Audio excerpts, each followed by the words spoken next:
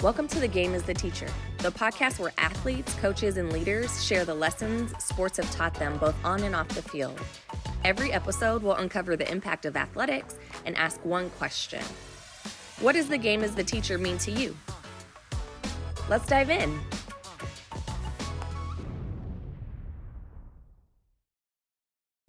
Bienvenidos otra vez a otro episodio de El Juego es el Maestro.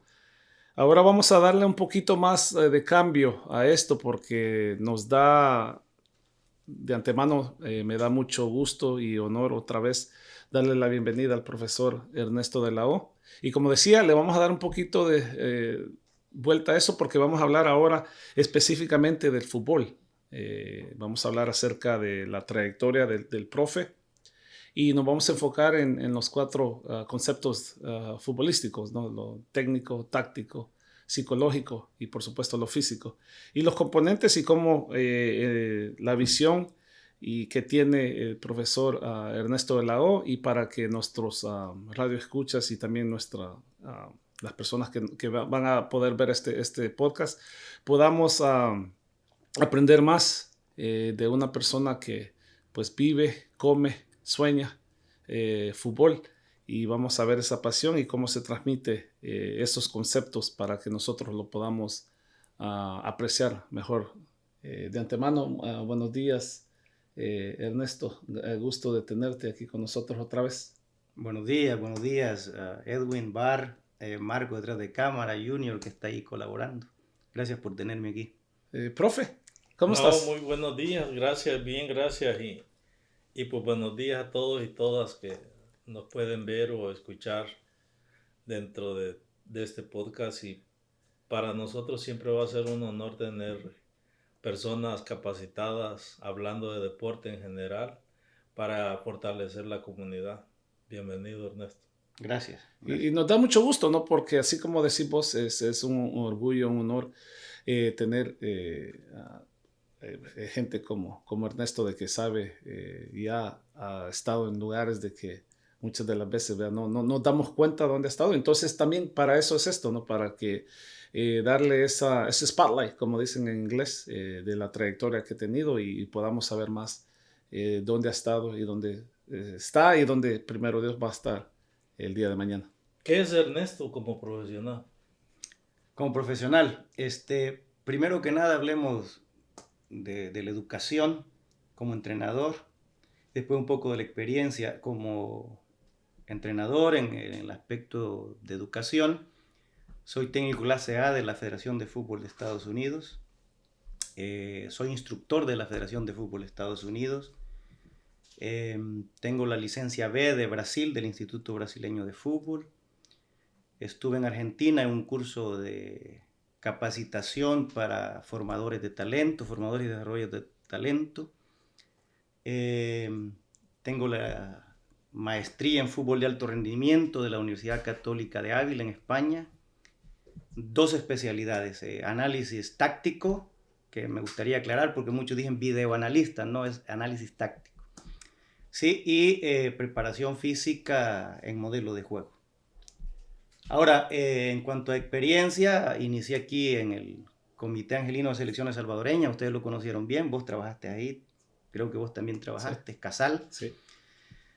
Después incursioné en otros clubes, trabajé en high school. Entre esas high school, no sé si se puede mencionar el nombre de la high school. En este momento lo vamos a hacer para que... Bueno, sí, estuve en Harvard Wesley, que ahora tu hijo estudia ahí, una escuela excelente, de las mejores de los Estados Unidos. De no todo solo el país. Sí, de todo el país. Trabajé en el Mission College y después incursioné en fútbol de primera división en El Salvador, en el Nejapa. Cuerpo técnico de Mauricio Cienfuegos. Saludos a Mauricio. Saludos, profe. Tuve el gusto de conversar con él, una persona excelente. Y pues luego también a través de Mauricio Cienfuegos fui invitado a colaborar con la selección de El Salvador. Trabajé con la Sub-20, con Juan Cortés, entrenador español. En la Sub-22, apoyando al profesor Kiko Enríquez para los Juegos Centroamericanos y del Caribe. En la selección mayor estuvimos en Copa de Naciones, una gira por Japón y Corea del Sur, amistosos. y después un par de partidos para la clasificación al Mundial del 2026. Esa ha sido mi experiencia, aparte de trabajar en cursos para entrenadores como instructor. Aquí en el sur de California. Aquí en el sur de California, sí. Y comenzaste, ¿no? ¿Y qué te dio para ser entrenador? Te soy sincero, me preguntás y todavía no sé. Yo creo en la vocación. Mi papá todo el tiempo estuvo en el fútbol, lo decía en la entrevista anterior. Mi hermano mayor estuvo en fútbol, entonces sí. Yo nací y crecí en ese ambiente y pues no me pude salir, aquí estoy. Yo creo que algunas personas creen que yo soy obsesionado, ¿no? Con estudiar, con investigar, pero yo no me considero obsesionado, yo me considero apasionado. A mí me encanta lo que hago y me siento bendecido por lo que hago. Y es muy fina la línea entre obsesión a pasión. Muy fina, muy fina. Yo pienso que la obsesión no tiene medida y es una emoción que hasta cierto punto viene a afectar. Pero la pasión para mí es una emoción positiva y es dedicarle el mayor tiempo posible a lo que te gusta. Volviendo a los orígenes, ¿no? ¿Cuándo fue que tomaste tu primera licencia o tus primeros cursos como entrenador? El primero lo tomamos, y ahí estás vos incluido, por pura curiosidad, yo lo dije anteriormente, sí. ¿No? Éramos jóvenes, inquietos, sí. Desafiábamos la vida, entonces el deporte, etcétera, etcétera. Nos fuimos a un curso licencia D, ¿te acordás? Sí. Fuimos compañeros. Que la licencia D en ese tiempo era estatal. Estatal, sí. Sí. Y lo disfrutamos al máximo porque nosotros, más allá del fútbol o aparte del fútbol, teníamos una convivencia muy, muy bonita, ¿no? Sí. Después fuimos a la C, que también fuimos compañeros. Recuerdo que le pegaste un pelotazo a una chica que estaba sacando el curso ahí y pues hicimos un juego interescuadra de entrenadores y Bar le pegó un pelotazo. Y en ese tiempo la licencia C también ya era... No, ya era nacional. Era, sí. era de la Federación de Fútbol de los Estados Unidos. Después me voy a la licencia B a Tucson, Arizona. Luego a la licencia A en Las Vegas, Nevada, en la Universidad de Nevada. Y fíjate que después de eso, mirá, ya que estamos hablando de eso, me voy acordando en el camino. Después de eso fui a Brasil, al Instituto Brasileño de Fútbol, en Sao Paulo. Pero realmente la escuela, el instituto estaba ubicado en Jundiaí, una ciudad más pequeña, cerca de Sao Paulo. Regreso y en el 2005, si no estoy mal, por ahí me equivoco en el año, viajo a Argentina con el Club Estudiantes de La Plata. Tuve de profesora Claudio Vivas, que había sido asistente de Marcelo Bielsa. Sí. Y estuvimos en una capacitación para formación y desarrollo de talentos, en un curso aprobado por la Universidad de La Plata. Ahí fui compañero del profesor Mauricio Cienfuegos, a quien ya saludamos, ¿no? Sí, sí. Y que es un ícono del fútbol salvadoreño, y aquí en la MLS también. Sí, sí, sí. Entonces Mauricio y yo ahí fuimos compañeros, y ahí fue donde comenzamos a consolidar una amistad que hasta el día de hoy es bien sólida. Sí. Excelente. ¿Y qué diferencias vistes en diferentes partes del mundo acerca del fútbol? Las diferencias y las cosas que son iguales. Y influye la cultura, influye mucho la cultura. Y la cultura está relacionada con la metodología de trabajo. Por ejemplo, en Brasil, sí. Los niños de los 6 a los 8 años juegan a futsal. Sí. Futsal. Y juegan 4 contra 4 y es más que todo para desarrollar las habilidades técnicas, que vamos a hablar de los componentes del fútbol. Y en números menores ellos tienen mejor percepción de juego. Si tienen la pelota, buscan los apoyos cercanos o buscan un apoyo lejano que se convierte en el tercer hombre, o buscan el hombre libre, que es el que no tiene marca. Entonces aprenden a percibir el juego, a vivir el juego. En Brasil es un fútbol muy alegre, que se enfoca en las habilidades individuales y después lo integran a lo colectivo. En Argentina es bastante parecido, pero siento yo que es más serio, es más metódico. Entonces esa fue la diferencia que pude ver entre Brasil y Argentina. Siento que el brasileño, consciente del talento que tienen, el entrenador es un poco más relajado. El argentino, al menos la experiencia que yo viví, más serio, más metódico, todo más marcado. ¿El fútbol estadounidense? ¿Cómo lo ves? El fútbol estadounidense para mí tiene un par de etapas. La primera etapa yo creo que fue bastante mecanizada, cuando recién comienza la MLS. Sí. Los que marcaban la diferencia fueron los jugadores que vinieron de otros países. Sí. Nosotros, bueno, voy a mencionar México, vino Jorge Campos, Carlos Hermosillo, Luis Hernández. De Guatemala vino Martín Machón, de El Salvador vino Mauricio Cienfuegos, Cerritos, Raúl Díaz Arce, El Zarco Rodríguez, y por ahí se me escape uno, ¿no?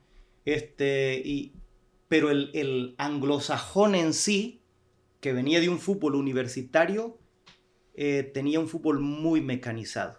Entonces, como que al principio fue una mezcla de fútbol mecanizado y talento, pero que aún así predominaba el fútbol mecanizado. Al final resolvía el talento, Sí. porque hay que ser honesto, al final resolvía el talento. Ahora estamos en otra etapa. Ahora tenemos jugadores de alto calibre en la MLS, Sí. que nunca pensamos nosotros verlos aquí. Sí, entre ellos pues está Messi y te puedo mencionar muchos más, ¿no? Entonces yo creo que ahora el fútbol en Estados Unidos, comparado a cuando recién inició la MLS, ha evolucionado bastante. Excelente. Como entrenador, ¿en qué etapa crees? Bueno, estoy escuchando, ¿no? tu trayectoria en las licencias, pero ¿en qué etapa crees de que absorbiste más? Al comienzo, en medio de la etapa como entrenador, o ahora que ya sos un season o un entrenador ya con más experiencia? Ahora, al principio yo lo tomaba por juego, o sea, Barres testigo, ¿no? Nosotros íbamos y nos divertíamos. Aprendíamos, pero nos divertíamos. Sí. Hoy en día yo creo que estoy alcanzando un nivel de madurez que me permite ver, percibir, comparar y analizar el fútbol de una manera diferente, ¿sí? Y no solo el fútbol, la vida también. Entonces siento yo que hoy en día he adquirido un nivel de madurez diferente al cuando estaba joven, que era más inquieto, como te repito. ¿Y cómo transmitís esa madurez a los jugadores ahora? ¿La madurez o la enseñanza en fútbol? Las dos cosas. Las dos cosas. Porque yo creo que van de mano en mano. Sí, sí, tenés razón. Fíjate que, por ejemplo, el fútbol en sí, y lo hablamos en una entrevista, decíamos que el mejor maestro era el fútbol. Nosotros en realidad somos orientadores. Cuando trabajamos en una etapa de formación y desarrollo, el enfoque es enseñarle al niño a descubrir, Sí. orientarlo a descubrir, ¿verdad? Entonces, creo yo que me he convertido en un orientador. Hay momentos y hay lugares en los que desafortunadamente sí tenés que imponerte. Porque si no te impones, el jugador te evalúa, te observa, te evalúa, es muy listo y si no tenés esa fuerza te pasa por encima. Entonces, ¿cómo se transmite? Hay muchas maneras de transmitirlo, entonces, porque hay muchas maneras de aprender. Sí. Entonces, para mí es bien importante conocer al jugador. Algunos aprenden escuchando, Sí. con solo escuchar. Otros aprenden viéndolo. Sí. Otros aprenden haciéndolo. Entonces, es bien importante. Como yo no logro distinguir rápido quiénes aprenden viendo, quiénes aprenden escuchando, quiénes aprenden ejecutando, entonces explico, ¿sí? u oriento. Luego permito que el jugador observe algunas imágenes, porque una imagen dice más que 1000 palabras, y luego que ejecute para que viva, para que lo viva. Y me encanta ese mensaje porque las personas que nos están viendo, ¿no? Podemos tener entrenadores, y me encanta que menciones cómo diferencias los métodos de aprendizaje de los niños, porque muchas de las veces nosotros no captamos eso como entrenadores. Nos toma tiempo, pero conociendo individualmente a los jugadores, te empezás a dar cuenta cómo se aprende y diferencias la forma que enseñas, Sí. para que ellos capten, Sí, tanto sí, niños o niñas. Ajá. Sí, fíjate que de hecho en una capacitación de neurología que tuvimos, decían, bueno, cuando hablas con el niño y luego el niño ve hacia la parte izquierda de arriba, está imaginando lo que le estás diciendo. Entonces este niño es más visual. Sí. Cuando la mirada se va hacia el lado, es porque es más de escuchar, ¿no? Sí. Y cuando tira la mirada hacia abajo, cuando está explicando, es porque él lo relaciona con el cuerpo. Entonces yo cuando estoy hablando con el niño, lo observo y trato de ver hacia dónde ve, valga la redundancia, ¿no? Sí. Si es hacia arriba, digo, es creativo, es más de imagen. Sí. Si veo que la mirada se dirige hacia el lado, este es más auditivo. Sí. Y si baja, este es más de ejecución. Entonces, trato de enfocarme en la manera que él aprende, reforzársela. Si es de imágenes, hacer lo que imaginen, ¿no? Crear la imagen. Si es de escuchar, hablar. Y si es de ejecutar, aquí está la pelota, ve y hacerlo, ¿no? Sí. ¿Profe? No, fíjate que qué importante todos los puntos que están tocando ahorita, porque acá nos damos cuenta de que detrás de la imagen de un director técnico de un club hay muchas personas preparadas, ¿no? Sí. Y sin embargo a veces no están a la cámara. Sí. Y no sabemos, en la crítica, no sabemos de que hay capacidad dentro de un grupo, dentro de un equipo de trabajo, en un club, en un equipo o en una selección, ¿no? Y a veces nos preguntamos como aficionados, dice, no, pues es que el entrenador no sabe, no, pues es que estos están inventando, no, que el fútbol es el mismo, y detrás de eso hay infinidad de tiempo de estudio, de inversión, de sacrificios para sacar adelante una situación X o un sueño, ¿no? ¿A dónde quiere llegar Servillón de acá a 5 años? Sí, mis aspiraciones son bien elevadas. Entonces, pero también soy realista, ¿sí?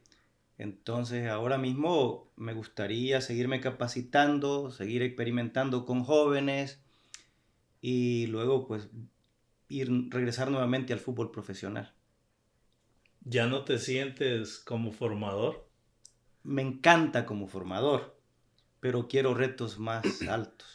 ¿Crees que dentro de ese punto te puedes dirigir a ser entrenador de porteros? ¿O ves que ahora hay preparador para todo? Antes un entrenador tenía que ser preparador físico, entrenador de porteros y todo eso. ¿No te ves en una posición de eso? Bueno, mira, a mí me llama mucho la atención el análisis táctico. De hecho, esa es una de mis especialidades, aparte de la preparación física. Entonces, como analista, la función del analista dentro de un cuerpo técnico es observar al rival, ¿sí? Observar al rival. Entonces, hay dos fases en fútbol. La fase ofensiva, que de hecho íbamos a comenzar con los principios, pero ahí va. Y la fase defensiva. La fase ofensiva cuando tenés la pelota, la fase defensiva cuando no tenés la pelota. Fase ofensiva. Se dan 3 momentos. Momento de inicio de la construcción del juego, momento de progresión y momento de finalización. Los momentos se dan en diferentes zonas, zona 1, 2 y 3. ¿Sí? El inicio de la construcción puede ser organizada, o sea, asociada, o puede ser directa. Entonces nosotros, dentro del análisis a un rival, observamos esos 3 puntos. ¿Sí? Cómo inicia, cómo progresa y cómo finaliza. Y ahí nos podemos extender. En fase defensiva vemos cómo marca si hace un bloque alto, un bloque medio, un bloque bajo. Bloque alto es presión alta, nosotros la conocemos con presión alta. Bloque medio es una presión en la zona 2, que es el tercio medio, como lo conocíamos nosotros antes. Sí. Y bloque bajo, que es en la zona más de la mitad de la cancha hacia abajo, ¿no? Entonces, cuando, por ejemplo, vemos la presión en un bloque alto, observamos dónde se para, a qué altura se para la última línea, ¿sí? ¿Qué distancia deja la última línea entre ellos y el arquero? Si los centrales son veloces, ¿cómo están perfilados los centrales?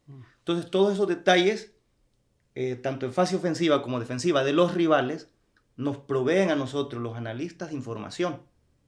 Nosotras esa información, que es demasiado, la compactamos en conceptos de juego. ¿sí? Conceptos de juego. Y luego eso lo convertimos en patrones metodológicos. Y con los patrones metodológicos creamos un plan de juego. Le presentamos un plan de juego al director técnico. Nosotros hemos observado al rival, vimos estas situaciones, tenemos estos conceptos y aquí está un plan de juego. Del entrenador, del director técnico depende si quiere llevar a un ensayo, porque se ensaya el plan de juego, o quiere que le hagas algunas modificaciones. Después ese plan de juego se lleva a un ensayo y pues en el ensayo se corrigen algunas cosas, ¿no? Entonces, esa es una especialidad dentro de un cuerpo técnico. Yo ahora mismo, dentro de un cuerpo técnico, me veo más en esa función que preparador de arqueros, ¿sí? Sí. Porque siento que lo que se me hace difícil para mí es un reto. Entonces, yo me veo más ahí para responderte, en esa función, dentro de un cuerpo técnico. Interesante, porque esa situación que tú estás exponiendo ahorita, antes la hacíamos bien, sin ninguna preparación, pero era cuando uno iba a ver a los partidos, a ver cómo jugaba el otro equipo, y a veces hasta lo sacaban a uno de las canchas para ver cómo practicaba. Con López lo hacía. Y ese era, volviendo al punto que estás hablando vos, ¿no? De que lo hacíamos, pero sin un concepto empírico. Sí, cabal, yo exacto. lo hice empírico también. Sí. Sí. Y ahora, pues, como estaba hablando el profe, es de la preparación. Y cómo esa, ¿no? Exacto. Y esa preparación, pues, va a dar pasos aún más grandes, porque la pregunta era en cómo se ve en 5 años, ¿verdad? Y hablando acerca de los componentes de juego, porque me quiero enfocar un poquito más, porque yo creo que para que nuestra audiencia empiece a captar los momentos de cómo empiezan los componentes del juego en el fútbol. Sí, fíjate que alargo un poquito más lo de analista, y con esto finalizo y pasamos a los conceptos, a los componentes, perdón. Fíjate que muchas personas dicen videoanalista porque ellos creen que el análisis es estadística 100%. A mí la estadística, como por ejemplo balones perdidos en campo rival o balones recuperados en campo propio, etcétera, etcétera, esas estadísticas a mí me sirven como herramienta de apoyo para el método, pero no lo veo como un método. Porque no todo porque por ejemplo, 10 balones recuperados en campo rival, te indica, estuvimos más tiempo en campo rival. Sí, pero no todo lo que se cuenta. No todo lo que se cuenta, ni todo lo que cuenta se puede contar. Entonces yo más allá, que sí me sirve como herramienta de apoyo la estadística, pero más allá de contar cuántas pelotas recuperamos en campo rival, etcétera, etcétera, la pregunta es, y de esas que recuperamos, ¿cuántas metimos en la portería, no? Entonces para mí es más analizar circunstancias, momentos, situaciones, etcétera, etcétera. Sí. Bueno, vamos a los componentes del juego. El juego tiene 4 componentes. Es el componente técnico, el componente táctico, el físico y el psicológico. Tiene 2 principios, principios ofensivos y principios defensivos. Entonces, si ubicamos los principios ofensivos acá, principios defensivos acá, y hacemos un círculo, entre principio ofensivo y principio defensivo, cuando se pierde la pelota, entramos en una transición. Sí. Que es de tener el balón a pasar a defender. Cuando lo recuperamos, pasamos de recuperarlo a pasar a atacar. Que hoy en día se usa una terminología diferente que yo puedo estar de acuerdo o no estar de acuerdo, ¿no? Pero, por ejemplo, en España le llaman disposición del balón. Dicen que nosotros nunca lo poseemos. Porque si el rival la roba, no es que nosotros la poseamos. Es disposición del balón. Entonces, es cuándo disponemos del balón y cuándo no disponemos del balón. Entonces, tenemos el componente técnico, regresando a los componentes, táctico, físico, psicológico. Técnica, ¿qué es técnica? Vamos a definirlo así rápido, ¿no? Es un conjunto de habilidades, para mí, un conjunto de habilidades que te permiten ejecutar algunas acciones relacionadas con el balón con eficiencia, ¿sí? ¿Qué es táctica? Y ahí yo te decía, era bien importante aclarar, porque cuando hablas de táctica, las personas inmediatamente se transportan a un sistema de juego, a una estrategia de juego. No. táctica en sí son las decisiones que tome el jugador durante el juego. Estas pueden ser con balón y sin balón. Estas son en ataque y en defensa. ¿Basadas en? En la situación que te está presentando el juego. ¿Sí? Ahora, física. Física es la capacidad de cumplir con las exigencias del juego. ¿Qué te exige el juego en el aspecto físico? Te exige resistencia aeróbica, la capacidad de cumplir con el volumen de juego. ¿Sí? La resistencia anaeróbica, esos cambios de velocidad, de intensidad que tiene el juego. Te exige fuerza, te exige para la técnica coordinación, balance, etcétera, etcétera. Entonces es una capacidad, la física. Lo psicológico, para mí, entrar en el área psicológica y hablar de la ciencia de la psicología, nos podemos extender y profundizar. Yo lo resumiría en fútbol como actitud. ¿Sí? Es la voluntad de. Entonces, si la técnica es una capacidad, si la física es una capacidad, si el aspecto táctico es una capacidad, lo otro es voluntad. Y ahí es donde surgen los desbalances de los jugadores, que pueden tener capacidades, pero no voluntad. Otros tienen voluntad, pero no tienen capacidad. Ahora, en una clase anterior me preguntaban, ¿y el jugador técnicamente dotado nace o se hace? Las dos cosas. Las dos cosas. El ser humano es una mezcla de características innatas y características adquiridas. Las características innatas es con lo que ya naces. Los genes. Sí, es la genética, el talento. Sí. Sí, hay jugadores que nacen con ese talento. La característica adquirida es la que adquirís, valga la redundancia, de los entornos en los que estás. Entonces, ¿se puede aprender la técnica? Sí se aprende. Claro que se aprende. Con tiempo, trabajo, repetición, se aprende. ¿Sí? Naces con esa capacidad, también naces con esa capacidad. La diferencia es que el que tiene la característica innata se le hace más fácil todo. Y como entrenador o como educador solo lo vas puliendo. El que no nació con esas características innatas, pero que tiene que tener también un biotipo de atleta, ¿sí? Puede adquirirlas a través del trabajo. Entonces, para resumir esto, a mí siempre me ha preocupado cuando el jugador tiene esas capacidades, es talentoso, sí, pero no tiene la voluntad. Esos jugadores no llegan muy lejos. No llegan muy lejos. Cuando el jugador tiene una gran voluntad y las capacidades, y es disciplinado y está en un buen lugar, las capacidades las puede adquirir. ¿Que las llega a perfeccionar? No las llega a perfeccionar. ¿Por qué? Lo que pasa es que lo innato es natural. Y yo te puedo mencionar un jugador, y mira qué pena, ¿no? Porque la audiencia que tenemos nosotros es bien amplia, sí, pero me voy a enfocar en el Mágico González. Él nació con unas características innatas muy avanzadas, ¿sí? Entonces, yo puedo trabajar a un jugador, Messi, por ejemplo. Messi tiene características innatas. Lo demás lo adquirió, pero la fortaleza de Messi es lo innato. ¿Por qué? Porque Messi en una situación difícil resuelve no por lo que aprendió de los entrenadores, resuelve por intuición. Por intuición. Entonces el jugador que nace con esas características lleva una ventaja sobre el jugador que las adquiere. ¿Qué parte, profe Bartolo te preguntó acerca de que si no te ves como formador o si te gusta formar jugadores? ¿Qué influencia o qué impacto tiene un entrenador a captar esos dotes de un jugador para formarlo? Así como decís, ¿lo trae o lo capta? Yo siento que algunos entrenadores, que volvemos a lo genético, sí, ¿no? Nacen con ese olfato, con esa vista, ¿no? De observar y entienden. Y algo otros entrenadores lo aprenden en el camino. Sí. Ahora, siempre va a estar por arriba el que lo tiene de manera natural. Porque volvemos a lo mismo, ahí está la intuición. Ahí está la intuición.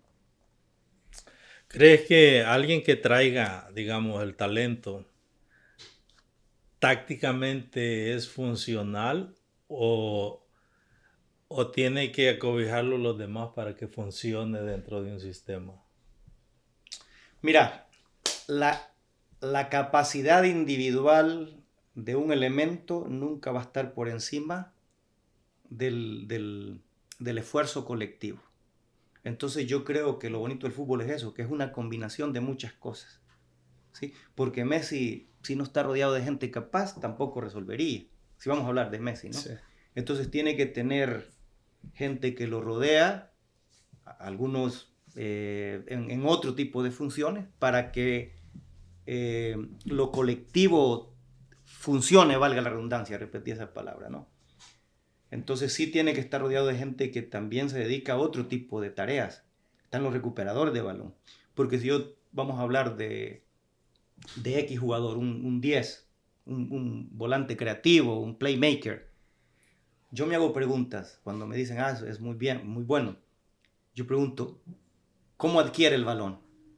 ¿Lo recupera? ¿Lo intercepta? ¿O se lo dan? ¿O se lo pasan a otros compañeros? Y me dicen, se lo pasan a los compañeros. Entonces es un jugador que no entra en funciones defensivas. Es un elemento menos si no tienes la pelota. Entonces todas esas cosas se observan. Qué importante lo que dices, porque fíjate que habemos muchos entrenadores que decimos, ¿no?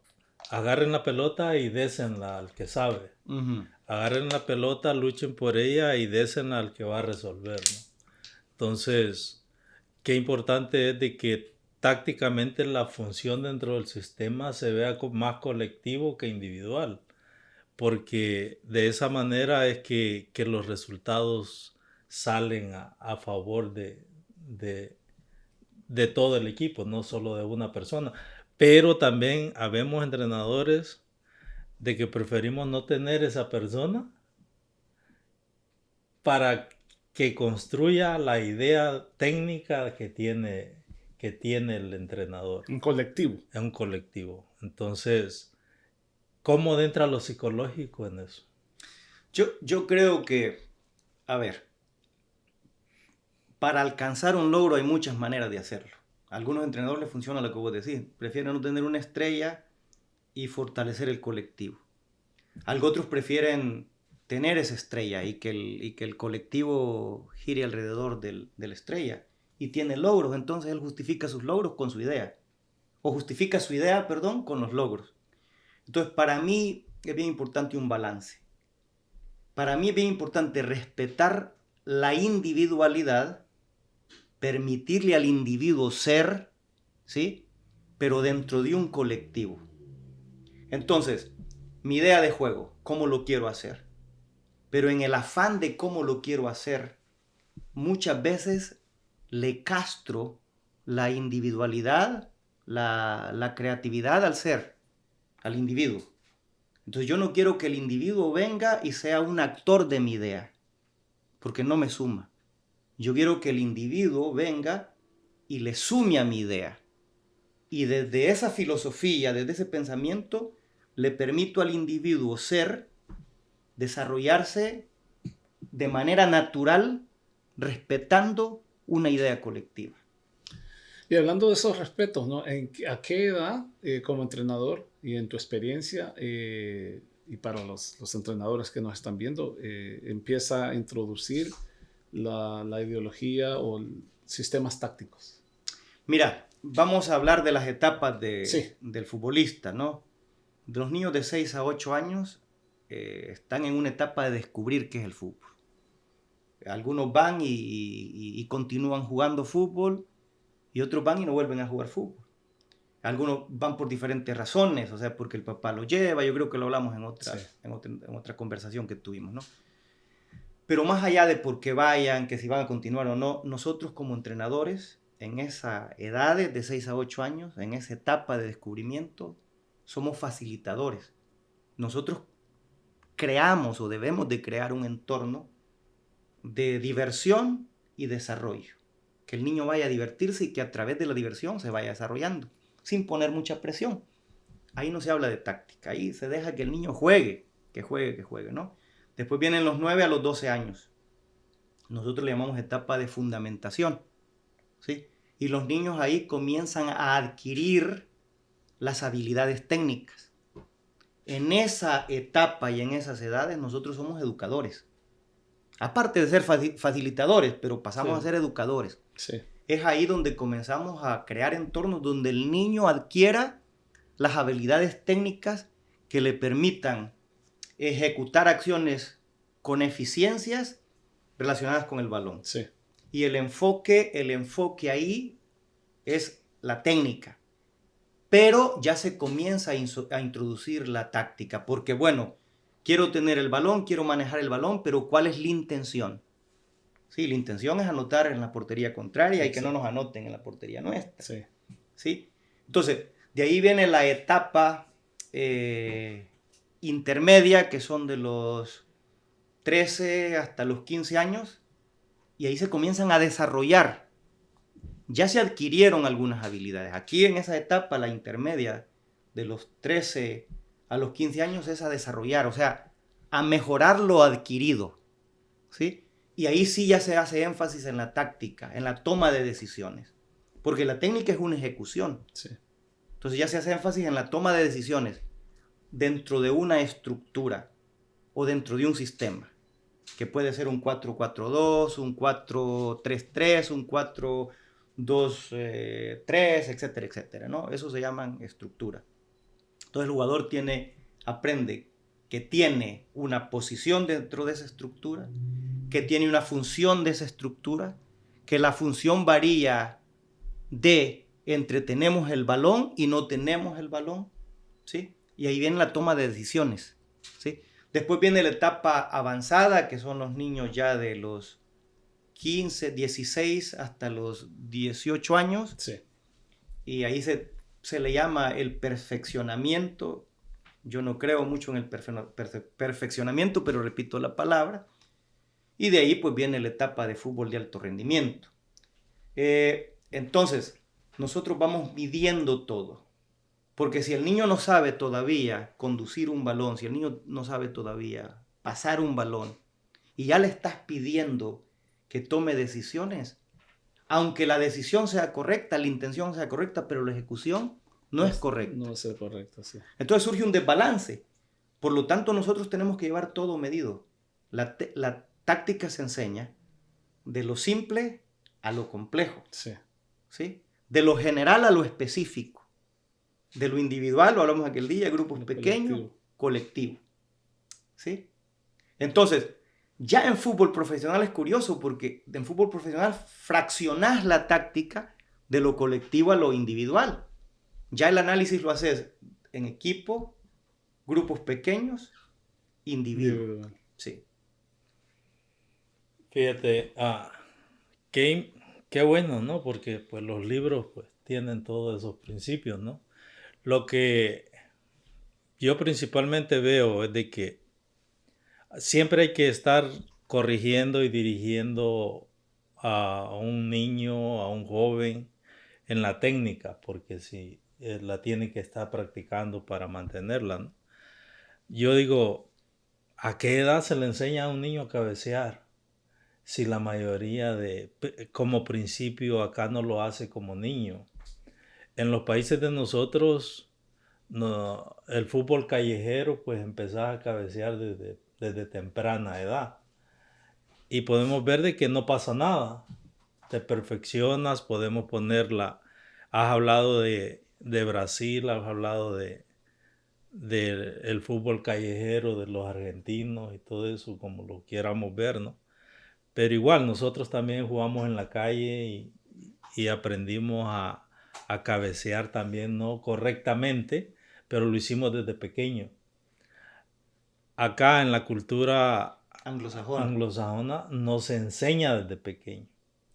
Y cómo se trabaja la técnica cuando estás en una etapa ya de formación avanzada en un niño. Bueno, para comenzar, yendo a la calle, el fútbol en la calle o los terrenos, predios baldíos en los que nosotros jugamos, las condiciones del terreno son malísimas. ¿Sí? Entonces, esa dificultad de las condiciones ayuda a que desarrolles tus destrezas, porque vos buscas una solución ante la adversidad, ¿no? Entonces te ayuda bastante.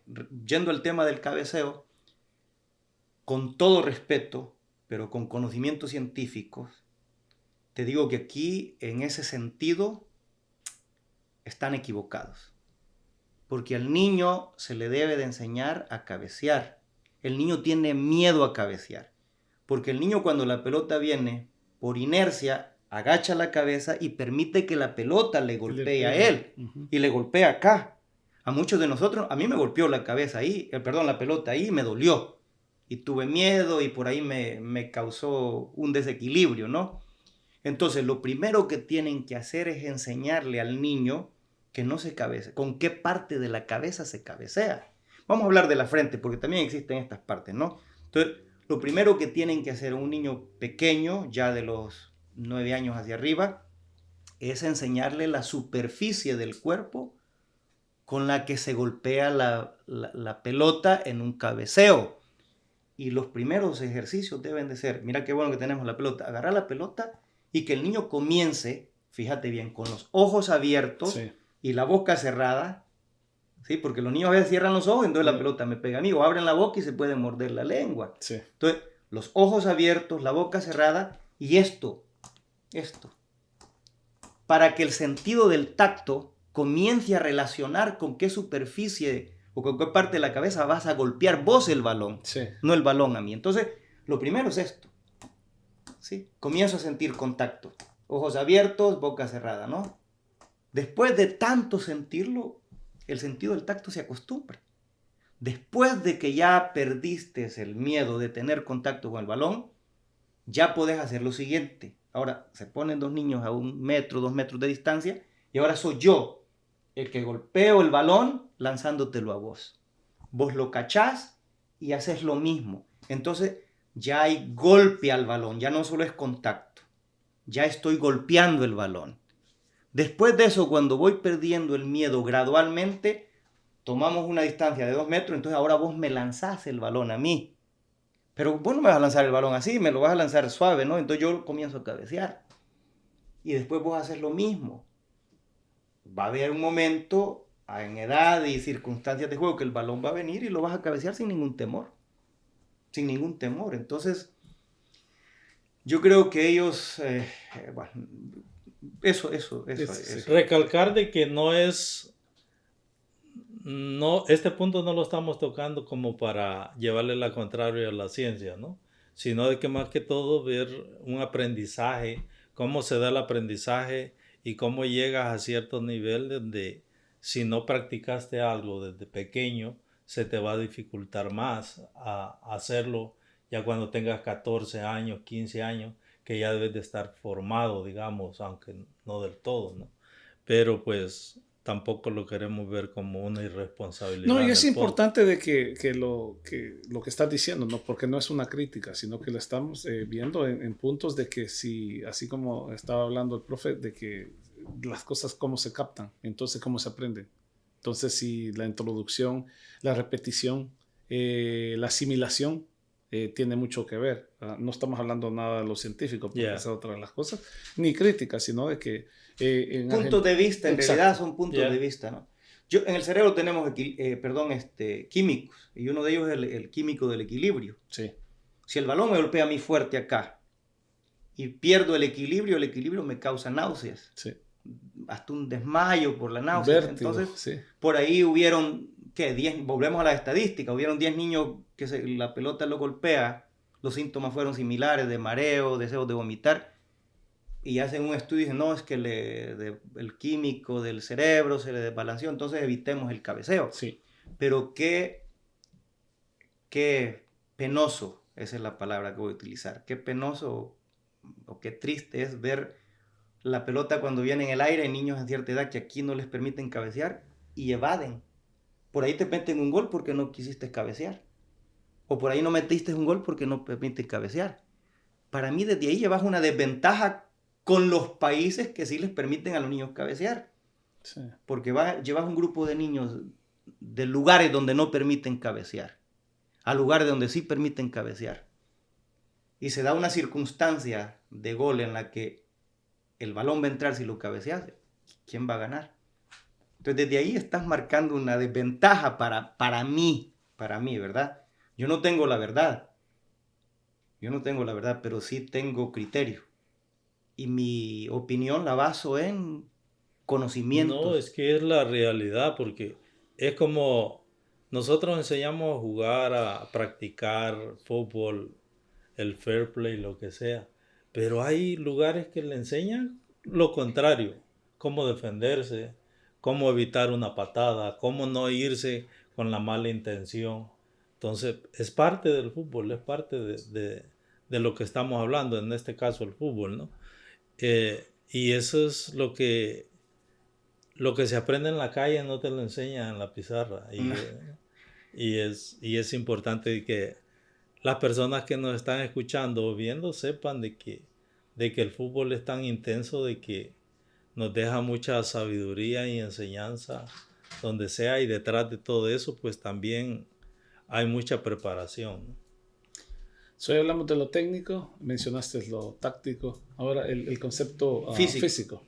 Físico, mira, es un área bien delicada porque muchos entrenadores, y lo digo de manera general, ven un anuncio en la televisión de las Águilas de América haciendo pretemporada y copian el ejercicio, ¿no? Pues estamos hablando de jugadores profesionales en pretemporada y ven que están saltando vallas, entonces vienen y lo más fácil es poner a los niños a dar 3 vueltas alrededor del campo y después saltar vallas, multisaltos. Entonces nosotros, si no conocemos a profundidad el área física, mejor nos juguemos con ella. Sí.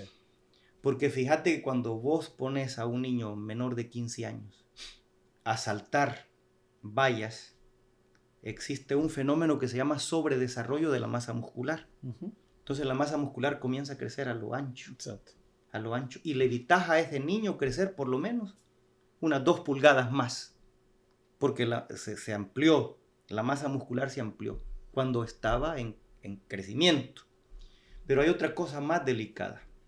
Y es que como el corazón es un músculo, comenzás a fortalecer el corazón. ¿Sí? El corazón está forrado está el endocardio, el miocardio y el pericardio. El corazón está forrado por una tejido muscular, no sé si se puede llamar así, conocido como el pericardio, que es el que protege al corazón de alguna infección del cuerpo, etcétera, etcétera. Cuando vos trabajás el aspecto físico, haces que el pericardio también se fortalezca. Y como el niño está en crecimiento, le evita la expansión del corazón. ¿Sí? Entonces, cuando fortaleces el pericardio en una edad todavía no adecuada, el pericardio lo que hace es retener la expansión del corazón. ¿Sí? Entonces también causamos daños ahí. También podemos causar daños en el sistema óseo, porque los huesos están frágiles. En el salto vas dañando cartílago, un montón de cosas, ¿no? Entonces, en los niños de 6 a 8 años, pues jugar. Ahí está la fuerza, ¿Fuerza por qué? Porque chocan con otros niños, ¿va? Con el hecho, primero definamos qué es fuerza. Y fuerza es la capacidad de remover un peso. Con el hecho de caminar ya estamos aplicando fuerza a nosotros. Imagínate si en el juego me freno y arranco, estoy aplicando fuerza. Sí. ¿Sí? Entonces, que la fuerza se desarrolle de manera natural en esas edades. La resistencia de manera natural. ¿Sí? ¿A qué edad recomendás la resistencia de pesas? De 15 años hacia arriba se comienza a introducir el gesto técnico de levantamiento de pesa. Con pesos livianos o solo con la barra, se comienza a introducir el gesto técnico, porque es otro detalle. Sí. El niño salta y a veces cae más hacia un lado que al otro, está dañando una pierna. El niño salta y cae con el cuerpo inclinado hacia atrás, está golpeando el impacto va a la columna, a la espalda. Entonces lo primero que tenemos que hacer, antes de ejecutar cualquier gesto, es enseñar la forma correcta. La técnica. La técnica correcta, gracias. Entonces, en los niños chicos, ¿qué se trabaja? Se trabaja la coordinación. Sí. Claro que puedes trabajar con eso. Se trabaja el balance. Puedes hacer carreras de competencia entre ellos mismos. Entonces, la educación física que nosotros recibíamos en nuestros lugares de orígenes, si ustedes se acuerdan cuando nosotros recibíamos educación física, Después quitaron el programa de educación, quitó, creo, el programa de educación física. No estoy seguro. Pero eso es lo que se tiene que trabajar con los niños antes de los 12, 13 años. Desde que comienzan hasta los 12, 13, coordinación, balance, velocidad, pero no resistencia a la velocidad. Porque velocidad es la capacidad de cubrir una distancia en el menor tiempo posible. Sí. Resistencia a la velocidad es la capacidad de mantener una velocidad en un tiempo superior a los 10 segundos. Entonces, si yo ya cubrí una distancia y regreso y voy y ya pasaron 10 segundos, ya estoy trabajando resistencia a la velocidad. Todos esos conceptos tenemos que tenerlos bien claros. Como por ejemplo, el arquero. El arquero dice, yo recuerdo que alguien me decía, no, es que estoy trabajando reacción. Y yo observaba y decía, no está trabajando reacción, está trabajando resistencia a la velocidad. Está trabajando la capacidad de mantener una velocidad en un tiempo superior a los 10 segundos, según las repeticiones que 8, vos fuiste arquero, 8 repeticiones, 4 en cada poste, ya te pasabas de los 10 segundos. Reacción es el tiempo que transcurre entre el estímulo y la respuesta. Esa es reacción. El tiempo que transcurre entre el estímulo y la respuesta. Entonces, no es necesario que trabaje 10 segundos en eso.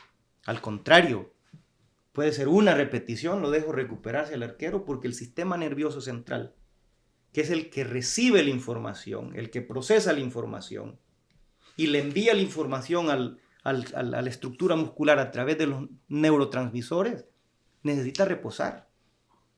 ¿Cuántas veces en un partido el arquero se ve en una situación real de juego en la que pasa corriendo de un poste para otro? Entonces estamos entrenando con métodos distantes a la realidad del juego. Por eso es que hoy en día se tiene que entrenar como se juega. Se tiene que entrenar como se juega para que se juegue como se entrena. De lo contrario, pero ahora vos ves un entrenador de arquero que le pide al arquero que haga, por hablar de física, ¿no? Sí. Un ejemplo más claro.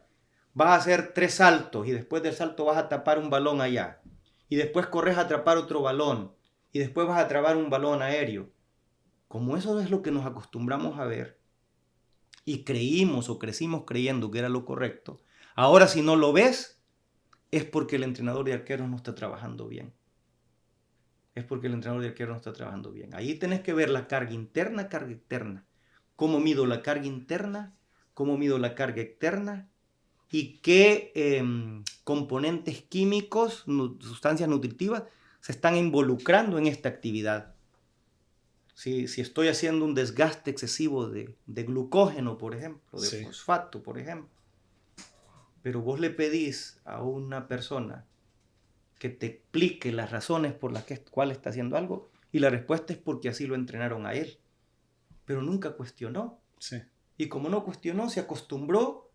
Y ahora un entrenador de arqueros que llega a trabajar de una manera diferente, que sabe medir las cargas, ¿sí?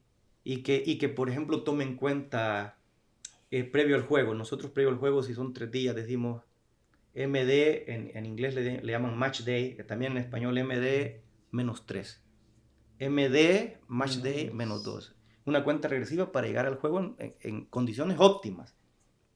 Pero si vos le decís cómo llevas medidas las cargas en el MD3, en el MD2, no te saben responder. Y tendrían, porque así es que deberían de, sí. Porque si estamos hablando de un especialista en determinada área o en determinada posición que involucra la ciencia, si no estoy ayudando, estoy haciendo un daño. Si no estoy ayudando, estoy haciendo un daño. Y tienen que entenderlo. Yo sé que a muchas personas posiblemente no les va a agradar mi comentario, pero mi objetivo aquí no es hacer sentir mal a nadie. Mi objetivo es incluso que aprendamos nosotros, de nosotros mismos, ¿no? Exacto. No, es que fíjate que esos puntos que estás dando, pues todavía los que somos de la vieja escuela tenemos eso, ¿no? Y es la realidad. La realidad, ¿qué ibas a escuchar tú antes? Por lo menos los entrenadores que yo tuve, de que MD3, MD2, que no, si yo me recuerdo de que había un hoyo y echaban agua y te hacían de que fueras a correr, luego te tiraban el pelotazo y si no, el castigo era que ibas a caer encima del charco, Sí. ¿no? Entonces, eso eran los entrenadores de antes. Te decían, si no te veo vomitar es que no has trabajado. Entonces, o te ponían una carga encima y luego lo soltabas para fuerza en las piernas, decían, y tal vez no te habían enseñado ni a caer o no tenía y te quebraba una costilla. Y si te equivocabas también era la maltratada, esa era la vieja escuela y sin embargo hicieron buen trabajo según ellos y te ayudaron en mucho, pero pues ignoraban muchas situaciones que ahora se saben, ¿no? Y eso es muy importante, que dentro de todo eso malo y lo bueno, ¿qué tan importante es la nutrición para llevar a cabo todo eso? Fundamental, fundamental porque esa es la gasolina del cuerpo, ¿sí? Por ejemplo, la proteína te ayuda a la masa muscular, te ayuda a la masa muscular. El fosfato te ayuda a la estructura ósea, ¿sí? Luego vienen los alimentos que aportan la energía, que son los carbohidratos, ¿sí? Los carbohidratos. Entonces, tenés que tener una dieta balanceada. Está la grasa, que muchos dicen, no, sí, la grasa es importante, es necesaria, Sí. en un porcentaje adecuado. Entonces, en un atleta, por ejemplo, la proteína te ayuda a la masa muscular. Tenés que ingerir alimentos ricos en proteínas. Tenés que ingerir alimentos ricos en carbohidratos, porque esa es la energía, la gasolina del cuerpo. Previo a una competencia, y volvemos a lo que decíamos, en inglés le llaman match day, que en español sería día previo al juego, no día 3 previo al juego, día 2 previo al juego, sí. Cuando vos te vas acercando a una competencia, los alimentos que debes de ingerir deben de ser ricos en carbohidratos, porque esa es la gasolina, esa es la energía, o la gasolina o las sustancias nutritivas con las que vas a producir la energía para cumplir con las exigencias del juego, ¿sí? Que está el volumen y la intensidad. ¿Ese programa lo tiene que llevar un entrenador donde llegue a trabajar o ya está en el club puesto, digamos, la nutrición de un jugador o de un grupo o de un o le dan de comer lo que sea? No, de hecho, mira, en algunos lugares ya hay una nutricionista que se dedica a esa área definitivamente, pero trabaja coordinada, porque es multidisciplinario los cuerpos técnicos. Trabaja en coordinación con preparador físico y director técnico. Si el director técnico no quiere involucrarse y confía en un asistente de su cuerpo técnico que tiene conocimientos en esa área, que debería de tener conocimiento en esa área, entonces la nutricionista con el chef, un asistente técnico, director técnico que se encarga de la supervisión y el preparador físico. Yo, si me preguntas, y ahora voy a responder de manera directa, si me preguntas si en la selección de El Salvador existía eso, sí. Ahora, si me preguntas desde cuándo comenzó, no te puedo decir, pero al menos cuando yo llegué, y estoy seguro que quien influyó bastante para que eso se manejara de esa manera fue el profesor Hugo Pérez. Saludos al profesor Hugo Pérez. Saludos, profe. Saludos, profe. Ojalá un día tengamos la oportunidad de tenerlo. Lo vamos a tener. Una gran persona con principios espirituales, pero también conocedor del deporte. Y yo doy fe de que él fue uno, al menos cuando yo estuve ahí, una persona que insistía mucho en que se tratara al jugador como un profesional, pero también exigía al jugador que respondiera como un profesional. Me encanta saber eso porque muchas de las veces, ¿verdad? Especialmente a nivel amateur, los profes no tienen esa capacidad. No se puede decir que no tienen la capacidad, sino que no tienen esa información en cómo guiar a los jugadores, especialmente a muchachos, en la forma de nutrición. Porque Sí. muchas de las veces ves vas a un parque y de repente estás viendo a un niño con una gaseosa, una soda, con Sí. sus chips, Sí, y a comenzar un partido, sí, ¿verdad? O no. Me acuerdo cuando estábamos entrenando con el profe en unas escuelas de que teníamos días antes, empezamos a hablar, hey, esto tenemos que comer, Ajá. esto tenemos que comer, y muchas veces, especialmente ya cuando empezábamos a los playoffs, nos íbamos a un restaurante, hey, ensalada, pasta, carbohidratos para el partido. sí, sí. Pero son conceptos, ¿no? El cual muchas de las veces no se ve, y me encanta que hayas mencionado eso. Ahora el siguiente concepto, que es muy importante para mí, específicamente como lo veo, es lo psicológico. Ah, el componente psicológico es la voluntad de querer hacer las cosas. Es bien importante que el joven, el ser humano, vamos a hablar de los jóvenes, ¿no? Sí. Tengan definida una dirección hacia dónde ir, ¿sí? Y que esa dirección hacia dónde ir genere un sueño. Pero hay que tener en cuenta que una cosa es una ilusión pasajera y un sueño verdadero. Precisamente ayer hablaba con un amigo que está de director deportivo en México y me dijo, se me acaban de regresar 2 chicos que trajimos de Estados Unidos. Uno al día siguiente, después del primer entreno, porque el entrenador le habló un poco fuerte, le habló a los papás a escondidas y que se iba, ¿no? El otro creo que duró un poco más. Muy bien. Yo también lo viví. Yo también lo viví en un proyecto en México con un club, no sé si todavía existe, en Segunda Premier, Delfines del Carmen. Llevamos un grupo de jugadores de padres mexicanos nacidos aquí e igual, casi todos se nos regresaron. Entonces argumentan que el choque cultural sí, pero el choque cultural se te va a dar. Imagínate, 2 profesionales y jugás aquí en MLS y después te toca irte para Europa, se va a dar ese choque cultural. Sí. Para mí, más que buscar excusas que el choque cultural, que el niño no estaba acostumbrado, que la forma o los lugares donde dormían, etcétera, etcétera, es tener definido una dirección hacia dónde ir, estar consciente que ese es un sueño y no una ilusión pasajera, porque cuando es un sueño verdadero y comenzás a encontrarte con esas barreras, eso se convierte en un reto. Yo tengo un sueño, yo tengo una dirección, tengo un objetivo y esto es parte del camino y tengo que superarlo y me voy a hacer más fuerte. Pero cuando es una ilusión pasajera, en los primeros tropiezos que tengas, te regresás argumentando excusas, ¿sí? Entonces, nosotros los entrenadores vemos a un jugador con grandes condiciones e inmediatamente pensamos, te voy a mandar a mi país para que te vean, te voy a mandar a X club para que te vean. Pero previo a eso, la pregunta es, ¿hemos observado bien a este jugador?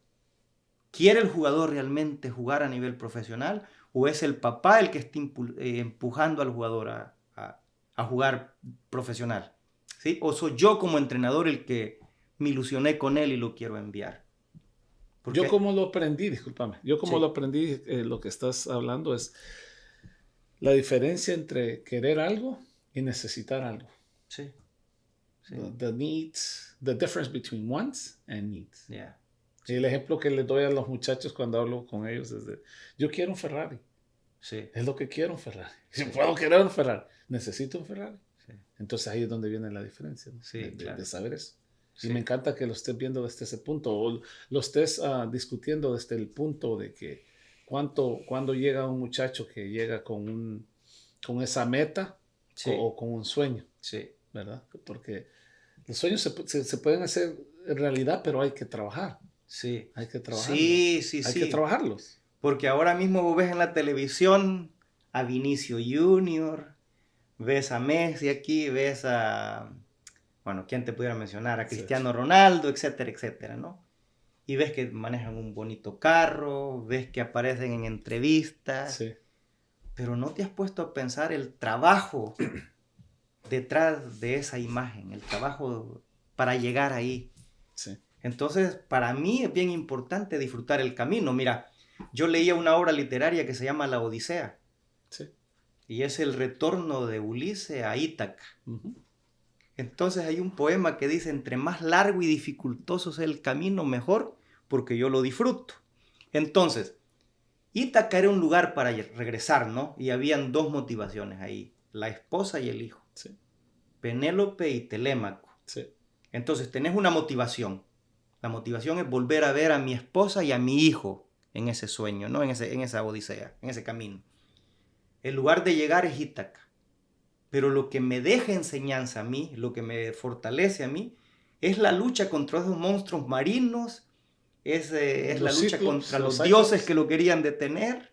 La isla de los Cyclops. Sí, bueno, vos la leíste esa obra literaria. Entonces yo siempre, cualquier proyecto, lo comparo con esa obra, o trato de recordar esa obra, porque el objetivo es un lugar para llegar. Sí. Y dentro de ese lugar para llegar tienen que haber motivaciones. Pero lo que te deja enseñanza, lo que tenés que disfrutar realmente, es el camino. Y las dificultades que te presentes de camino tenés que superarlas con entusiasmo, con alegría. Y voy a hacer un paréntesis. La palabra entusiasmo es una palabra compuesta del griego latín, que significa energía de Dios. Entonces yo cuando uso la palabra entusiasmo, sí, automáticamente estoy pensando en la energía que me da ese ser superior. Independientemente de la religión. Sí. No, es la creencia en un ser superior. Entonces, volviendo a ese punto, eso es bien importante. Y los jóvenes tienen que entender que el camino hacia ahí, hacia donde ellos se han visualizado, no va a ser fácil. No va a ser fácil. Y que cada tropiezo, cada barrera que se convierte en un reto. Y al final, todas esas cicatrices cuando llegas allá, son las que te sirven. Son las que te han fortalecido. Entonces, esa obra literaria, La Odisea, yo se la recomiendo a cualquiera, pero que disfrute el camino. Los monstruos marinos, la isla. Es importante que aquí el muchacho Gabriel ya va a empezar a leer esa disfrutar esa obra. Sí, esa obra. Es lindísima. Para mí eso es clave. Excelente. Hablamos de los conceptos de juego técnico, táctico, físico, psicológico. Los principios. La etapa de futbolista, ¿cómo la ves? Lo que mencionamos de 6 a 8, que es la etapa de descubrimiento, sí, de 9 a 12 la fundamental, de 13 a 15 intermedia, 16 a 18 avanzada y luego viene el fútbol de alto rendimiento. Y nosotros como entrenadores tenemos que entender o tener bien claro cuál es el rol de nosotros en cada una de esas etapas y en cada una de esas edades. Porque de 6 a 8 soy facilitador, que se divierta. 9 a 12 soy educador. Luego de los 13 a los 14 soy proveedor. Yo proveo las condiciones para que haya desarrollo. Y el enfoque es a fútbol de alto rendimiento. Ahora, una cosa es que yo esté de entrenador en un nivel de alto rendimiento y otra cosa es que esté como facilitador. Que no es fácil, pero es lo bonito del fútbol y de esta carrera, que jugás varios roles y aprendés en cada uno de esos roles. ¿Sí? Y entonces esa facilidad que algún día vamos a tener o que estamos aprendiendo a tener de manejar emociones, de saber cómo voy a reaccionar aquí, cómo voy a reaccionar allá o cómo voy a actuar más que reaccionar, porque hay que ser proactivo. ¿Qué diferencia ves entre un entrenador a un seleccionador? Seleccionador es muy diferente. Y eso yo lo aclaro. Porque, mira, el entrenador está en un equipo. Sí. Trabaja toda la semana con el equipo, sí, compite el fin de semana y si los resultados lo acompañan, ahí va. El seleccionador puede ser un seleccionador extranjero que llega a X país. Tienes que tomar en cuenta muchos factores. Uno de ellos es la cultura del país. La cultura del país. El otro factor es la cultura, fíjate bien, y filosofía de los clubes. Después viene la estructura y objetivo de los clubes. Después viene la estructura tuya como seleccionador. ¿Cómo quiero, qué sistema quiero jugar? ¿Sí? Pero eso te lo condiciona muchas veces cuando llegas a unos países en el que el fútbol no es tan competitivo, te condiciona el jugador. Y luego viene tu idea de juego y luego viene la calidad o el nivel de los elementos que te van a acompañar en ese proyecto. Ese es un seleccionador.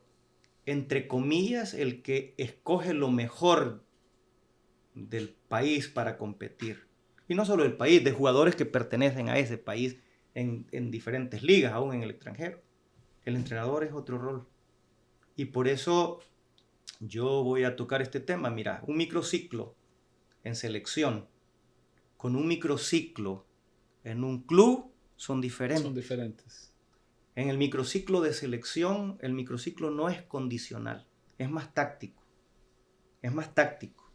Cuando vos llegas a una selección, tu estructura, tu idea de juego, tu modelo de juego, y son los programas que tomas en cuenta para la organización de ese microciclo, ¿sí? Y lo que me va a presentar el rival. Cuando estás en un equipo, no, el primer día de la semana, un día después del juego es regenerativo. Ya el día -4 previo al juego ya es fuerza. A trabajar el aspecto físico. De ahí viene la resistencia, después viene la velocidad, y ya después... Aunque haya ganado o perdido. No, es que no tiene nada que ver. Yo sé que vos vas a la escuela vieja, porque cuando nosotros perdíamos, nos metían... Chicharrón. Ahorita solo estamos en el proceso. Sí, Solo sí. hablando del proceso. Pero Sí. los resultados... Pero ya a nivel profesional, no, vos tenés que cuidar al atleta. Entonces, el día más uno después del juego es los que jugaron 100% regenerativo. Sí. Los que jugaron del 70% incluso entran en regenerativo. Los que jugaron menos del 50% sí hacen un trabajo de compensación. ¿Sí? Después del día +1, que es después de un juego, vienen los días -4, -3, -2, -1, previo al siguiente juego. Y eso se maneja así para ir midiendo cargas. Entonces, en selección, en microciclos, a veces tenés un juego en ese microciclo y a veces tenés 2 juegos en ese microciclo. Entonces, fíjate bien qué jodido es, disculpad la palabra. No, jodido. está bien, aquí habla como vos quieras. Pero vaya, por ejemplo, el jugador tuvo competencia con su equipo el día sábado, ¿sí? Y te llega a vos el día domingo en la tarde, en la selección, y viajó de X ciudad a la capital o donde esté establecido el centro de concentración de la selección.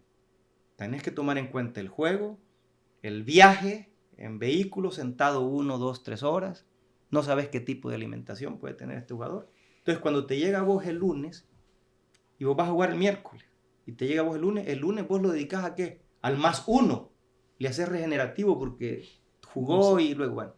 Y después comenzás con el -2 y luego el -1. ¿Cuánto tiempo realmente tenés vos para preparar un juego? Sí. Y entonces tenés que ingeniártela. Bueno, tengo que pensar en mi modelo de juego y tengo que pensar en lo que el rival me va a presentar. Entonces, ¿a qué le doy prioridad? A ambas. Entonces, 50 y 50. Cuando menos acordás, ya estás en el juego. Y jugaste miércoles y después te toca jugar sábado. Entonces, ¿qué haces el jueves, lo tomás como un +1. Y el viernes como el -1 y el sábado competís. Ahora, ¿y si el jugador no te viene en buenas condiciones de sus clubes? Y yo no estoy culpando a clubes. No estoy culpando a los clubes. Te estoy dando un ejemplo, ¿sí? Pero es más fácil señalar a un elemento que es el culpable, el responsable del mal momento del fútbol de tu país, ¿sí? Y correja ese elemento. No deberían de existir los microciclos. Es que No a llega nivel- el tiempo con... en algunos lugares, voy a aclarar esto yo, en algunos lugares tenés a nivel de dirección, de administración, personas que no tienen conocimiento del área. ¿Por qué se involucran? No sé. Hay diferentes razones, motivaciones. Vos dijiste que alguien hablaba y decía que el fútbol era negocio. Y es cierto, es válido. Desde su punto de vista y desde su posición. Sí. Sí, es válido. Pero mi posición como entrenador, como seleccionador es otra. Y yo tengo que lidiar no solo con los factores internos específicos, sino que con los externos generales. Pero es bien fácil señalar, el responsable es este, el culpable es este, ¿no? Entonces te vas, llega otro y la luna de miel.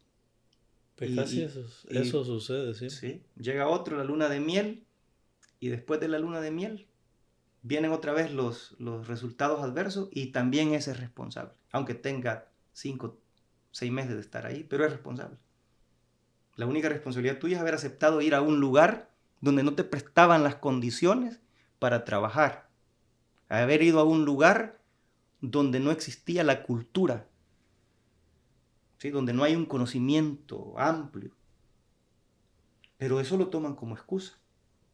Es importante recalcar eso, ¿no? Porque muchas de las veces llegan entrenadores con unos proyectos buenísimos, pero falta no solo el apoyo, pero la estructura que no está imponente. Sí, sí, sí. Moviéndonos la metodología global a metodología analítica. ¿Cómo Bueno, la ves? mira, ya que mencionamos los componentes, esto Sí. entra. La metodología analítica separa los 4 componentes. Ok. El preparador físico trabaja solo lo físico. Sí, Los asistentes técnicos trabajan en perfeccionar los gestos técnicos. El director técnico trabaja la parte táctica. Esa es una metodología analítica que separa los componentes del fútbol. En algún tiempo funcionó. sí. Hoy en día está la metodología global. Ok. Sí, que es la que integra todos esos componentes. Entonces el preparador físico puede trabajar la resistencia con un juego de 8 contra 8. Entonces hay ejecución técnica, se está trabajando la resistencia anaeróbica, Sí. aeróbica. Se están tomando decisiones en el juego, entonces ahí ya te involucró 3 componentes, el técnico, el táctico, el físico, teniendo mayor enfoque en el físico. Sí. Sí. Ahora, si vos me preguntás a mí cuál de las 2 metodologías, hay algunos trabajos que solo se pueden hacer de manera analítica, como los trabajos de prevención de lesiones, que es la fuerza. Sí. ¿Sí? Hay algunos trabajos que solo se pueden hacer de manera analítica. Sí. ¿Sí? Hay algunos trabajos que los puedes combinar. Entonces yo creo que descartar la metodología analítica al 100% no es No correcto. se puede. Ajá. O darle todo el crédito a la metodología global. Entonces yo creo que hubo un momento en que si vas viendo un balance 50 y 50. Pero hoy en día es 80-20. Todo lo analítico dentro de una metodología global se hace para compensar. Ya no es parte del método, o es parte del método, pero no es el método. Solo sirve de compensación. Esa es la diferencia entre metodología global y metodología analítica. Me encanta, porque te digo, ahorita mi cerebro está como una esponja. Sí. Y gracias por lo que nos estás compartiendo, porque es muy importante como entrenadores, ¿no? Hasta un nivel amateur es importante que los que como entrenadores nos preparemos. Sí. Y volveme a decir, tenés tu licencia A, sos instructor, ¿qué más? Tengo licencia A de la Federación de Fútbol de Estados Unidos. Tengo el título de instructor. ¿Sí? Tengo licencia B del Instituto Brasileiro de Futebol, Sao Paulo, Sí. Brasil. Tengo la maestría en fútbol de alto rendimiento de la Universidad Católica de Ávila, en España. Y tengo 2 especialidades. Una es en análisis táctico y otra es en preparación física y modelo de juego. O sea, preparación física para determinados modelos de juego. Y lo analítico. Y sí, el análisis Que táctico. es diferente a, me decías, La diferencia de las metodologías sí, global ajá, y analítica. sí. La metodología global es la que integra los 4 componentes, que son el técnico, táctico, físico, psicológico. Los integra para reforzar todas esas áreas de manera conjunta. La analítica lo separa. Entonces, te decía que muchos entrenadores se quedaron con la metodología analítica. Otros creen que la mejor es la global. Yo te diría, y otros llegaron a trabajar en un 50 y 50. Sí, Yo te diría que lo analítico, porque hay muchas cosas que solo se trabajan de manera analítica. sí. Yo diría que lo analítico se puede integrar como parte de lo global, pero no como método, solo para compensar. Mm, Para compensar. sí. Sí. Gabriel, no sé qué Gabriel se hizo. No sé si para terminar íbamos a analizar algún... Sí, si quieren, Sí, podemos ver. Vamos a ver, Gabriel. Vamos a nuestro técnico. Es bien importante, ¿no? Bartolo, ¿algo más que quieras añadir? Antes que No. entremos aquí? Lo que me deja todo esto, que qué importante es la perseverancia de cualquier persona para llegar a un logro, ¿no? Y eso es muy importante a todos los estudios que tenés, y ojalá dentro de esa perseverancia llegues a estar en los lugares adecuados y en situaciones adecuadas para que saques toda la experiencia y toda la capacidad que tienes y sea un logro dentro de tu vida, y dejes el mejor legado que puedas tener, no solo tú, sino que tus hijos, tu familia, ¿no? Yo estoy disfrutando el camino. Lo que llega va a ser consecuencia. Y si no llega, la ganancia mía fue que disfruté el camino. Hablando de la obra de la Odisea, ¿no? Entonces sí, yo creo que lo que puede llegar es una consecuencia. Pero más que pensar en... Claro, tengo un objetivo y voy hacia allá. Pero mientras tanto estoy pensando en disfrutar el camino. Y si no llego, por lo menos he disfrutado el camino. Porque parte de disfrutar el camino es estar aquí con ustedes. Gracias. Imagínate, hemos pasado tanto tiempo hablando de fútbol y yo más que nadie, ¿no? Que siempre digo, yo hablo, pero estamos aquí entre amigos, esta mañana disfrutando, me dio gusto verte, me dio gusto volverte a ver. Mira, ahí está Marcos, tu hijo, que son personas jóvenes, que te aseguro que tienen una visión mucho más amplia que la de nosotros, de la vida. Y esto es bonito, esto es una bendición. No, y es lo que, al hablar de perseverancia, es lo que ellos tienen que tomar en cuenta, ¿no? De que nosotros ya estamos haciendo lo más que podemos dentro de lo que alcancemos, y si ellos perseveran, ellos tienen que pasarnos a nosotros, y eso es lo más importante.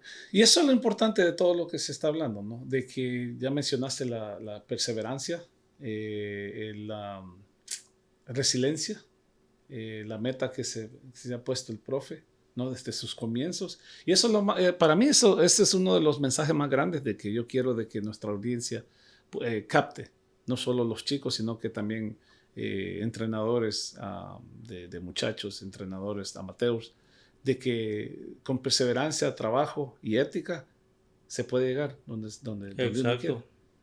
Y pues gracias por compartir todo lo que, parte, no todo, porque parte de tu knowledge, como se le dice en inglés, de tu sabiduría, porque es importante en la manera de que lo presentas, porque pues lo presentas de una manera no solo educativa, pero con humildad, porque se ve. Tengo años de conocerte, no has cambiado, sos la misma persona, y pues qué mejor de desearle lo mejor a alguien así como vos, y yo sé que vas para arriba, vas como la espuma, y yo sé que es con tiempo, así como decís, el journey o el camino, sí. Pero lo vas gozando y se ve ese entusiasmo, se ve con la manera que lo presentás, que lo respirás, que la inspiración que me das, porque estamos hablando ahorita de que llegas como un entrenador a alto rendimiento, y si no das los resultados, pues buscan a otro, pero ahí es la diferencia entre la mentalidad de que el desarrollo van a llegar los ganes a nivel, sí, ¿verdad? Pero con tiempo. Claro. Gracias. Claro. Entonces vamos a ver aquí acá. ¿Verdad? A ver. Push play. Ahí. Mira, ahí, pues, si le quieres poner una pausa, Gabriel, ahí por ejemplo se llama momento de inicio de la construcción. Hay dos momentos, está el estático y el dinámico. Este es dinámico, ¿por qué? Porque el balón ya está en movimiento. Estático es cuando comienza del despeje del arquero. Ahí puedes ver vos, creo, ¿es Barcelona, Gabriel? Sí, Barcelona. Ok, ahí puedes ver la estructura, una microestructura basada en ese momento dentro de una macroestructura. ¿Cuál es la macroestructura? Posiblemente es un 4-3-3. Ahí la microestructura es, mira, los dos centrales abiertos casi al borde del área grande, Y los dos laterales, que son los que está indicando ahí Gabriel, altos y abiertos y profundos, ¿no? En amplitud y profundidad. Pero también puedes ver que el pivote ahí se acercó. Entonces el arquero tiene que analizar, primero que nada, ver la estructura que tiene ahí. Y luego el hecho de observar la estructura le va a dar las opciones de salida. Pero el siguiente paso es observar cómo está estructurado también el rival. Y ahí el rival, si puedes ver al central por derecha, ya lo tienen cubierto. Está en vigilancia el de blanco ahí. Entre central y lateral izquierdo ya está otro jugador en vigilancia. Al pivote también ya se lo están marcando, ¿sí? Entonces de ahí tiene que tomar él en consideración las habilidades individuales de sus compañeros. Y si no confía en uno de sus compañeros, lo más indicado es que salte la línea y juegue con el otro jugador que aparece ahí en la pantalla, que está atrás de este, mira. Entonces saltar esa línea de 4 elementos que están como en rombo, ahí aparece otro. Sí. Pero si confía en sus jugadores, en las habilidades de sus jugadores, que a ese nivel no deberían de haber muchas fallas, pero sí hay, entonces va a jugar en corto. Vamos a ver, dale, Gabriel. Ahí está el central, vuelve al arquero. Ahí el arquero, ahí ya saltó la línea, ¿ves? Ahora ya pasaron a zona 2 en momento de progresión. Vamos a ver cómo progresan. Ok, ese pase fue más... Mira, ese es para mantener la posesión, porque ese ya es para progresión. Ahí es para asegurar. Cuando el pase es para atrás, ese es para mantener. Ahí va, ese ya es para progresar, pero aún no progresan. Ese es para asegurar el balón. Ese es para progresar. Según ve, allá para progresar. Falta un pase para romper la línea. Ahí sigue manteniendo la posesión. Mira, la mayoría de pases han sido verticales,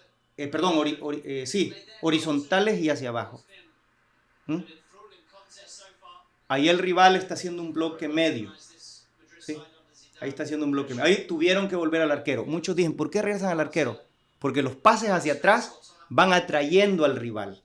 Entonces va a haber un momento que van a ver a dónde se llega a parar la última línea del rival, y si hay suficiente espacio entre la última línea y el arquero, van a lanzar un balón ahí. Entonces los pases hacia atrás para atraer al rival.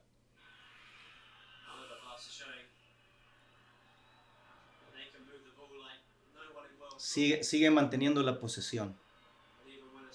En los pases, mira, otra vez ese pase de atrás. Sí, ahí trataron de romper. Mira, ¿por qué? Porque ya habían manos a manos atrás. ¿Ves? Ahora que no tuvieron éxito. Pero es que tenés al Real Madrid enfrente, Gabriel. Me hubieras dicho que era el Real Madrid. Perdón, Edwin, ¿tenés alguna pregunta? No, la pregunta es, cuando vos haces ya un reporte para un director técnico, sí, estás enfocado en todo lo que estás hablando. Lo que pasa es que ahí volvemos de lo complejo a lo simple. Sí. ¿Verdad? De lo general a lo específico y de lo colectivo a lo individual. Vaya, por ejemplo, ahí nosotros vemos momentos. Sí. Ahí vimos a principios con el arquero momento de la construcción. Sí. Después vimos aquí en esta zona 2 el momento de la progresión. Sí.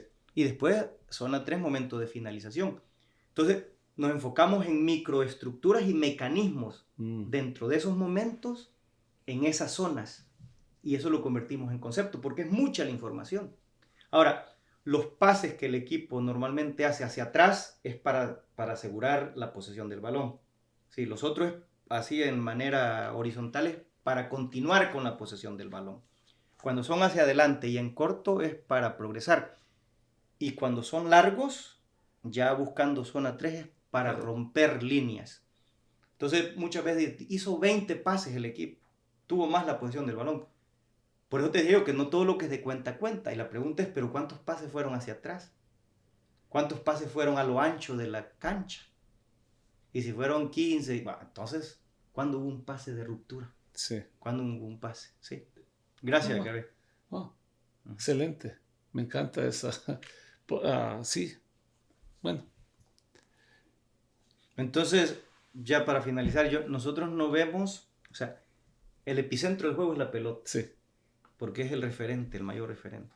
Entonces, ahí ya vemos 3 zonas, y no la 1, la 2 y la 3. Vemos la zona de intervención, que es donde está la pelota, y el jugador que está con la pelota. Sí. vemos la zona de ayuda mutua, que son los jugadores más cercanos al jugador que posee el balón. Y en esos elementos de ayuda mutua vemos la microestructura también. Y luego vemos los elementos en cooperación, que son los más distantes. Y también vemos la microestructura para ver si podemos tener éxito en la posesión y progresión para finalizar. Pero también observamos, porque si se pierde el balón, cómo se van a reajustar estas microestructuras en una estructura o en un bloque defensivo. Entonces, por eso es que está observando no solo dónde está la pelota, sino que los elementos cercanos al balón y los elementos lejanos al balón. Hombre, qué fácil es el fútbol, ¿no? Sí, en realidad sí, sí. No, y fíjate, yo me imagino, ¿no? Dirigiendo un partido, que nosotros dentro de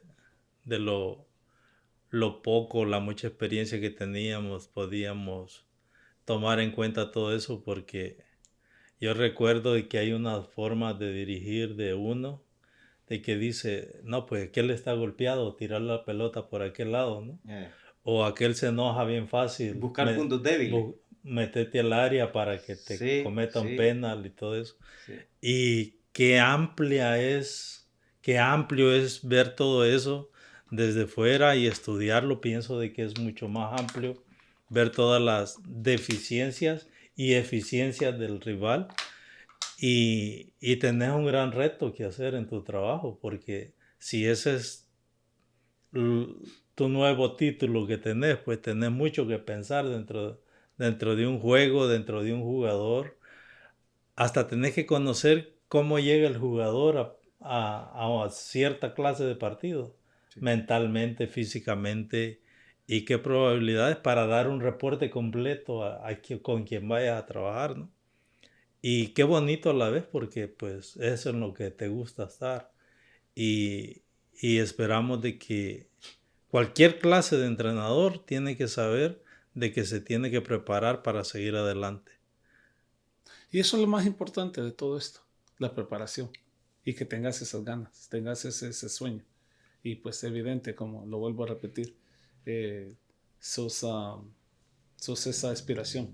Bueno, conmigo, ¿no? Que lo veo y ahora pues ya tengo ese foquito de que vamos a empezar a buscar unos cursos para empezarlos a tomar, porque de esto se trata eso, ¿verdad? Y también analizar los videos de los partidos de los equipos en los que ando entrenando para que los niños puedan ver, ¿verdad? Dónde están en una cancha, explicarles los movimientos y lo táctico, ¿verdad? Y llevar eso a la cancha, porque si se ven deficiencias técnicas, ¿por qué? Así como lo dijiste ahorita, si el defensa cuando agarra el balón no tiene confianza o no le da técnicamente, no puede dar un pase para salir jugando, entonces volverá a eso. Sí, se da el qué, el cómo y el por qué. Uh-huh.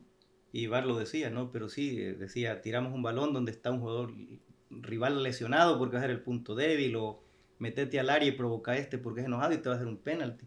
Sí, esos son los qué, el cómo y los por qué. Si la mayoría de periodistas a veces te dan guías entre ellos de que te dicen, no, pero el jugador salió golpeado en el juego pasado y el entrenador lo está usando.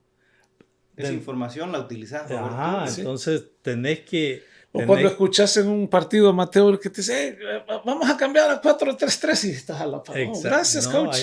Hay muchas cosas que es bien amplio el trabajo que vas a hacer, pues, o que tenés por hacer en donde vayas. Y el entrenador general a veces tiene tanta presión de 22 jugadores que no alcanza a ver eso. Sí. Y es importante tener a alguien que le esté analizando todas esas situaciones que pasan, no solo dentro, sino que qué está pasando afuera. Y que me alegra de que estés preparado para hacerlo. Y esperamos verte. Sí, esperamos escucharte de que vas a estar... no, agradecerles a ustedes por permitirme, porque fui yo el que les pedí que me invitaran para estar aquí con ustedes, porque quería dirigirme primero a ustedes que están aquí cerca y luego a las personas que tengan la oportunidad de vernos, gracias a vos, a mi compadre Vara, a Marcos allá detrás de cámara, y mira a tu hijo que también está haciendo una gran labor, y que aprovecho a felicitarlo porque está en una de las mejores escuelas de los Estados Unidos, Gracias. donde solo intelectuales entran. Yo trabajé ahí y aprendí muchísimo de los estudiantes. Gracias, Muchísimo. gracias, gracias. ¿Cómo te podemos contactar? Si aquí a nivel, digamos, de la comunidad aquí en Los Ángeles,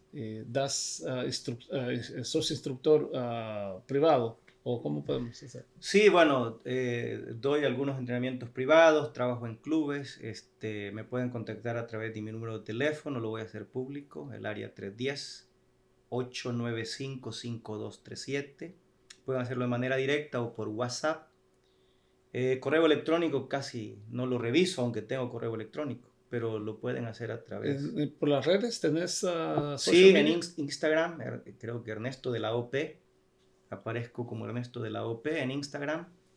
En Facebook como Ernesto de la O. Y pues ahí estoy para servirles a quienes se quieran comunicar y conversar de fútbol y compartir ideas.